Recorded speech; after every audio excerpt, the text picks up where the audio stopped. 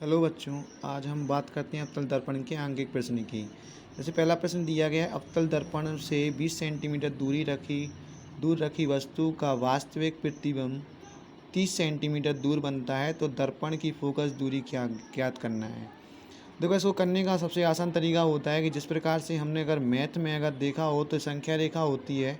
संख्या रेखा में जीरो के दाहिनी तरफ अगर हम चलते हैं तो यहाँ पे हमें क्या मिलता है, माइनस में अंक मिलते हैं, जबकि बाईं तरफ जाने पर हमें प्लस के अंक मिलते हैं। तो अर्थात समझ में ये आता है कि जैसे कि हमने दर्पण में स्थितियों को ज्ञात किया था, तो स्थितियों में हमने देखा था कि अगर अवतल दर्पण में जो वास्तविक प्रतिबिंब बनते थे वो हमारे कहाँ बनते थे, दाहिनी तरफ बनते थे। ठीक है, और जबकि आभासी प्रतिबिंब दर्पण के पीछे बनते थे। ठीक है, तो यहाँ पे क्या कह रहा है, वस्तु का वास्तविक प्रतिबिंब कहाँ बनता है, 30 सेंटीमीटर दूर बनता है। और दूसरी कंडीशन यहाँ पे ये कह रहा है कि अवतल दर्पण 20 सेंटीमीटर दूरी पर रखा है। तो अवतल दर्पण ये है, अवतल दर्पण से कहाँ पे वस्तु रखी है, कहाँ पे 20 सेंटीमीटर दूर पर रखी हुई है। और साथ ही में ये क्या कह रहा है हमसे कि प्रतिबिंब जो है वो 30 मीटर दूर बनता है, 30 सेंटीमीटर दूर बनता है। तो यहाँ से ये 30 सेंटीमीटर दूर प्रतिबिंब बन रहा है।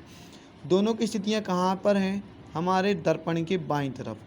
और हमने कुछ देर पहले ही संख्या रेखा में पढ़ा था कि दर्पण जो भी कोई भी अगर नंबर है, चाहे अवतल दर्पण हो चाहे अवतल दर्पण हो, अगर उसमें कोई भी कंडीशंस अगर हमारी दाहिनी तरफ चलती है, इस साइड अगर कोई भी वस्तु रखी हो चाहे प्रतिबिंब बनता हो, तो वो किस में आएगा, माइनस में आएगा। किस में आएगा, माइनस में। अगर बाईं तरफ चलता है तो किस में आएगा, प्लस में आएगा। ये बहुत ही ज़्यादा ज़रूरी है, क्योंकि इसी के द्वारा ही आपके सवालों को सॉल्व किया जाएगा। जैसे कि एग्जाम्पल फॉर यहाँ पे देखते हैं, वस्तु की दूरी जो थी वो कितनी थी, हमारी 20 सेंटीमीटर थी। लेकिन इसमें हमने क्या लिया, माइनस के 20 लिया। माइनस का 20 क्यों लिया, क्योंकि हमने देखा कि ये दर्पण के जस्ट बाईं तरफ बना रखी थी वस्तु। तो मतलब इस स्थिति पर जाने पर यहाँ पे अगर वस्तु रखी जाएगी तो वो किस में आएगी, माइनस में आएगी, क्योंकि संख्या रेखा में दाईं तरफ चलने पर क्या मिलती है, हमें माइनस में मिलती है, जबकि बाईं तरफ जाने पर हमें किस में मिलती है, प्लस की मिलती है। ठीक है, तो भैया हम यहाँ पे चलते हैं, तो ये वाली स्थिति किसकी होगी, माइनस की होगी। ऐसी प्रतिबिंब की दूरी जो थी वो यहाँ पे हमारी दाईं तरफ बन रही थी, जो कि जस्ट संख्या रेखा के दाईं तरफ चलने पर क्या होती है, माइनस में संख्या आती है। इसलिए प्रतिबिंब की भी क्या होगी, माइनस में संख्या आएगी। तो माइनस के 30 सेंटीमीटर हो गए। अब हम इसमें क्या करेंगे, फार्मूला रखेंगे 1/f equal to 1/v plus के 1/u। अब तो सॉल्व करना बड़ा आसान हो गया है, क्योंकि यहाँ पर जो v की वैल्यू थी वो कितनी थी हमारे पास, माइनस की 30, और ये कितनी थी, u की वैल्यू कितनी थी, माइनस की 20। तो हमने माइनस की 20 u की जगह पे माइनस की 20 रख दिया, और v की जगह पर हमने माइनस का 30 रख दिया। अब इनको क्या करेंगे, ब्रैकेट ओपन करेंगे। ब्रैकेट ओपन करने से पहले हम जो माइनस का चिन्ह जो नीचे लगा हुआ था उसको हम ऊपर की तरफ ले जाएंगे। ठीक है, ये नीचे वाले माइनस को ऊपर की तरफ ले जाएंगे, जिससे कि हमें करने में आसानी होगी।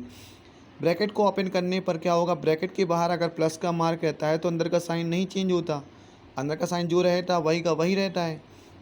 अगर यहाँ पे माइनस होता तो ब्रैकेट ओपन करने पर साइन चेंज हो जाता, लेकिन यहाँ पे प्लस है तो इसलिए माइनस का माइनस ही रहेगा। ठीक है, इसके बाद जैसे हम आगे बढ़ते हैं तो यहाँ पे माइनस का माइनस आ गया। इन दोनों का लेंगे हम लासा। एलसीएम लेने पर, क्योंकि नीचे वाली संख्या को हमें क्या करना पड़ता है, एक सा करने के लिए हम इनका क्या लेंगे, लासा लेंगे। लासा कितना आएगा, 60 आएगा।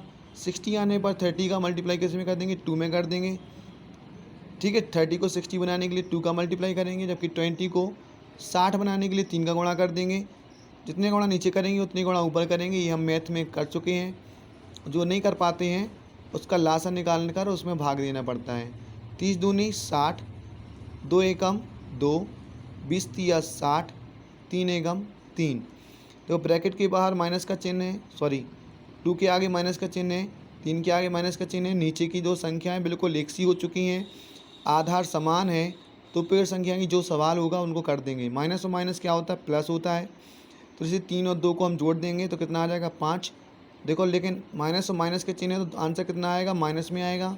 माइनस के 5/60, 5 का भाग हम 60 में देंगे तो कितनी बार जाएगा, 12 बार जाएगा। तो हमारे पास f की वैल्यू कितनी आ गई, 12 आ गई, वो भी किस में, माइनस में। इसको हम पलट देते हैं तो 1/f का क्या हो जाएगा, f हो जाएगा। तो f बराबर कितना आ जाएगा, माइनस के 12, ये हमारी फोकस दूरी हो गई। लेकिन इस बात का आवश्यक ध्यान देना है कि ये जो चीज़ है संख्या रेखा, ये वेरी मोस्ट इम्पॉर्टेंट है। आगे के सवालों में यही चीज़ जो होगी आपके सारे के सारे अवतल दर्पण के पूरे सवालों को सॉल्व कर देगा। ठीक है, हम आगे के सवालों को और भी देखेंगे।